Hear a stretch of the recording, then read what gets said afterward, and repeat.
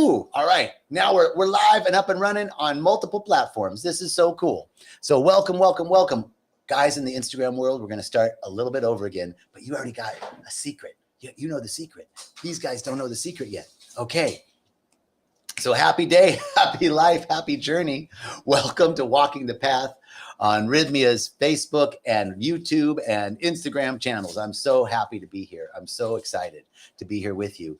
And I'm so excited to be on property at Rythmia. Do you know why? What's going on at Rythmia every week? What happens at Rythmia? Huge transformation happens at Rythmia every week.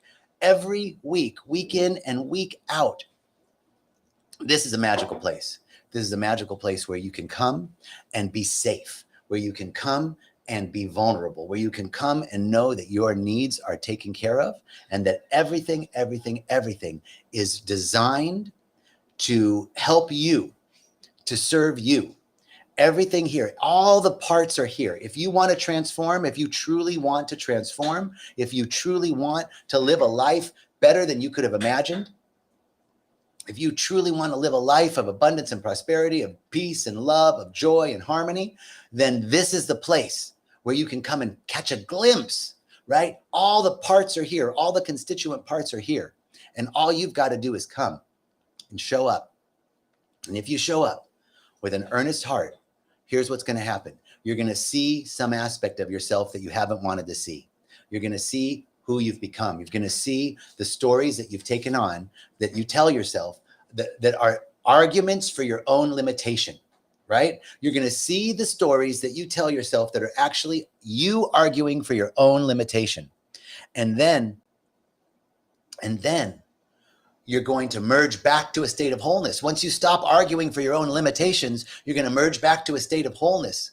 And then you're going to be able to heal your body, heal your heart, heal your soul, and forgive the unforgivable. That's what happens at Rythmia every week. So come, check it out. Call the number, that number right there. Call that number and talk to our folks in the phone room. They're amazing. They're amazing, and they will help you figure out how to get here. So in the meantime, I want to tell you the topic today, trust to flow.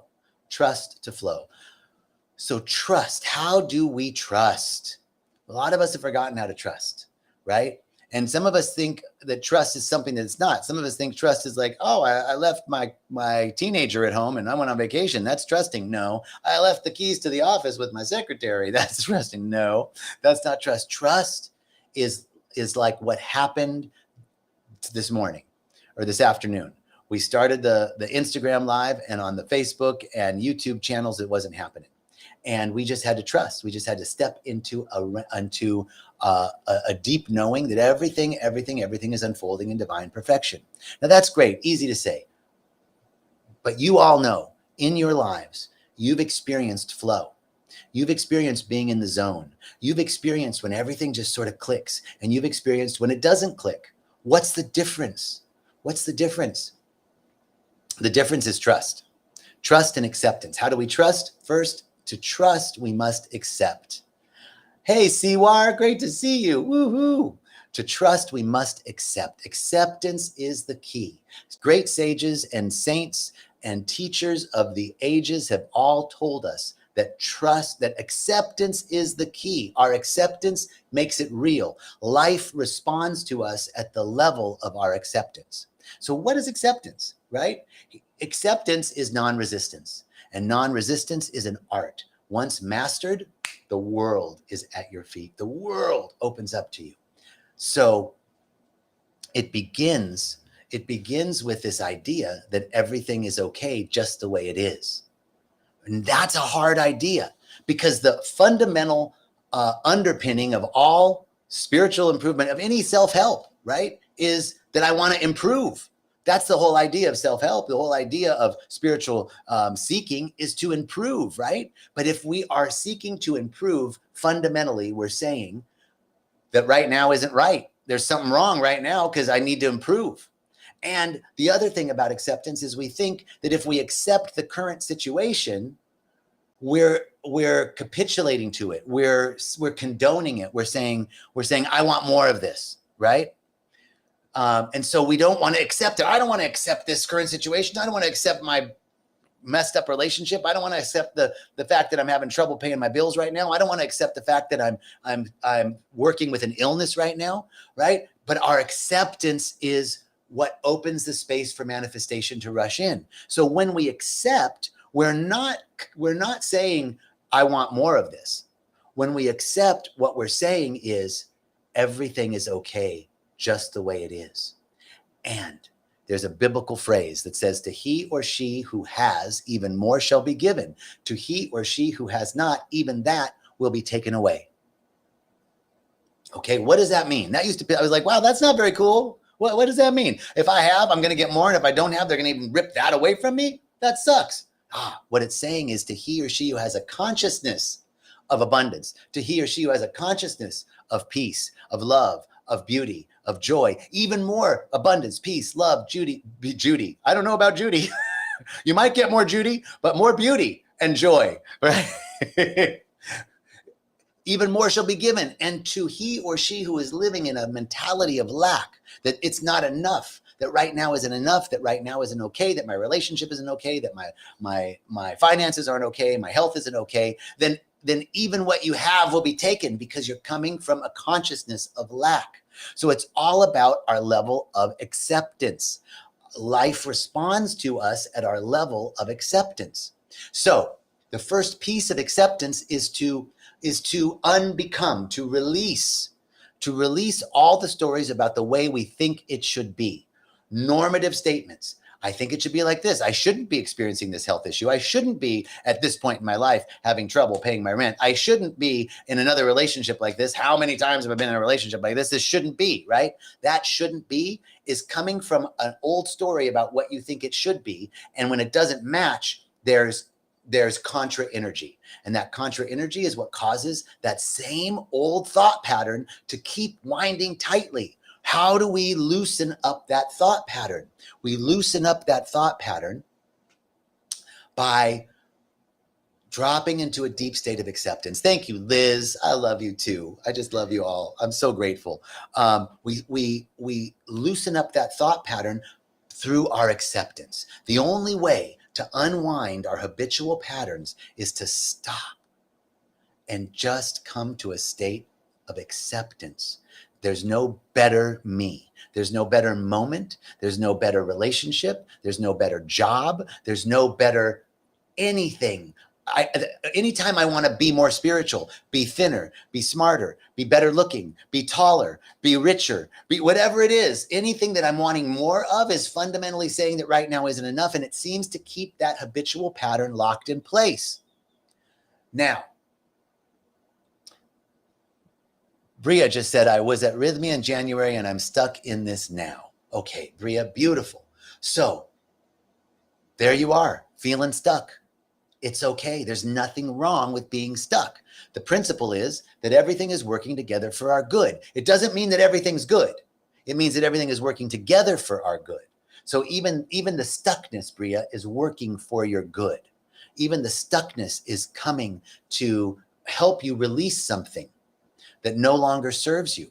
And the only way we can do that is by being okay with my stuckness. So I was sharing with my friend Sherry earlier today about a little game that I play. It's called Put a Buddha on It. And I want to acknowledge that the idea for this came from Pema Chodron, a wonderful book that she wrote called Start Where You Are. It's a beautiful book. And in one of her chapters, she talks about this. She says that Buddha wasn't a guy who is smarter than you and I will ever be, and who lived about 2,500 years ago. Buddha is not the guy's name. Siddhartha was the guy's name. Buddha means awareness. It means awakened consciousness. Just like Christ isn't Jesus's last name, Christ means consciousness, right? It's the Christed consciousness. Yeshua bin Yusuf was his name, right? So if Buddha isn't a guy and doesn't mean that somebody who's smarter than you are, Buddha just means awareness, then if I put my Buddha on it, whatever I'm experiencing, Bria is feeling stuck. If I put my Buddha on it, then I'm just saying, oh, there's my stuck Buddha. Boom. That's it. This is the beginning of acceptance. Oh, I'm feeling stuck. Because if I'm feeling stuck and I shouldn't be feeling stuck, I don't like feeling stuck. I want more of not feeling stuck and less of stuckness. More unstuckness, less stuckness. Well, Buddha said all suffering comes from resistance. All suffering comes from us striving to grab onto something or push something away. More of this, less of that. That is the process of not being present. That is the process of not accepting, right? So here we are. I'm feeling stuck. Here, let's say I'm worried. I'm worried. Life is going really well, but I just feel like the next shoe. When's the shoe going to drop? When this can't keep going on. This is just luck right now, right? And I know, I shouldn't be thinking that way. I shouldn't be thinking that way. There's my doubting Buddha. There's my fearful Buddha. It's okay. When I put my Buddha on it, when I just acknowledge, if anger's your thing, I'm getting angry. I keep getting angry. I have road rage. I blow up at my wife. I blow up at my kids. I blow up at my husband. I just am angry. I'm an angry person. And then you go, I'm going to stop being angry. I want to stop being angry. Stop this anger, right? And then you get angry. And then you're mad at yourself for being angry. It's just perpetuating more anger, right? But if I can just go, there's my angry Buddha, right? Let's say I'm preparing for a ceremony. And I've made an agreement in many traditions. You're not to have sex or masturbate or do anything before ceremony, right? So here I've made that commitment, and yet I'm a little horny. There's horny Buddha. There's not one part of you or of me that isn't worthy of acceptance, that isn't worthy of non-resistance. Right? Non-resistance is an art. It's the beginning of acceptance. When I can step into non-resistance, when I can step into acceptance, I can begin to forgive. That's the next part of acceptance, is to forgive. I forgive myself for all the times I've chosen lower. I forgive myself for, broke Buddha. Listen, there's my broke Buddha. All right. That's what I'm experiencing. And somehow, when I can separate a little bit of space between me, what I'm observing, and what I'm experiencing, because the truth is, you're not broke. You're not stuck. You're not who you are. Who I am is an unlimited being of light, luminous beings, unlimited potential, unlimited possibility. It's our acceptance that makes it real. And if I'm stuck in my view, I'm stuck, or if I'm angry, or if I'm broke, and I think that's who I am, then I'm fused with that. But if I can go, there's my broke Buddha. Now I'm looking at it. That's not me. I'm the one observing it. I'm the one looking at it. That gives us a little bit of space between what I'm experiencing and who I really am. Now, we can then move into forgiveness. I forgive myself. I forgive others. I forgive the situation. I forgive. I let it go. I don't have to keep living this trauma. I don't have to keep this story alive that I'm broke, or that I'm stuck, or that I'm angry, or that I'm not enough, or that I'm ugly, or that I'm fat, or that I'm, not spiritual enough. I don't have to keep this story going. Yeah, there's my tabacero. There's my smoking Buddha. Right on. There we go. Right? So I put a Buddha on it, and then I can forgive it. I can let it go. I can forgive. And as I forgive, and as I put my Buddha on it, as I accept, I move into a deep state of surrender. These things, acceptance, forgiveness, surrender, putting my Buddha on it, starts to move me into a natural state of joy. It's sequential. I have to start accepting things first, and then the natural state of joy opens up. I move naturally. My clients, when I see clients one-on-one and we work on acceptance first, the report is, after a few weeks of working on acceptance, I get a call. Oh my God, this week I was just happy for no reason. In fact, some crappy stuff happened, but I was still happy. Why? Because you're not resisting. You're not resisting, and you're not so fused with what's happening. And then that way, when I am stepping into non-resistance, I can move into a state of joy. And joy is the attractor field for abundance and prosperity, for health and wholeness, for love and beauty and harmony and balance and peace. Joy is the attractor field. We can't connect with our health. We can't connect with our wealth. We can't connect with our love from a state of lack. I have to connect with it from a state of joy. And how do I get to the joy? I can't just be like, I should be in joy and I'm not in joy. That's more resistance, right? There's my unjoyful Buddha, right? acceptance, when I accept, I become joyful naturally, because the world didn't give it to me. I'm not joyful because I have something. I'm joyful because I'm accepting. It's coming from within. The world didn't give it to you, and the world can't take it away. That's what I'm talking about. And when we're in joy, we're in flow. And flow and joy, ooh, flow is that joy is the attractor field. Flow is the channel to which it comes. And all of a sudden, stuff starts happening. Joy is a greater predictor of abundance and prosperity than hard work. I promise you that. When you're in joy, stuff starts happening. You don't have to work so hard because you're meeting somebody at the store. You're meeting somebody on the bus, on a plane. You don't know how many people I meet randomly that I'm now great friends with, because we're in flow, we're in joy, right? When I'm in joy, I'm in flow. And when I'm in flow, things are coming to me naturally. I'm not blocking it with my limited thought and limited perspective and points of view. That's the part of unbecoming with acceptance, is my limited perspectives and opinions and points of view and judgments. That is what blocks my joy. So acceptance is the first part of acceptance, is unbecoming all those limited beliefs and perspectives. Then we move into forgiveness, and then we move into surrender. Unbecoming, forgiveness, surrender leads us into that's acceptance. That leads us into joy. Joy leads us into flow. We're in flow. Stuff starts happening. And when stuff is happening and we're firing on all cylinders, life is good and we're feeling connected.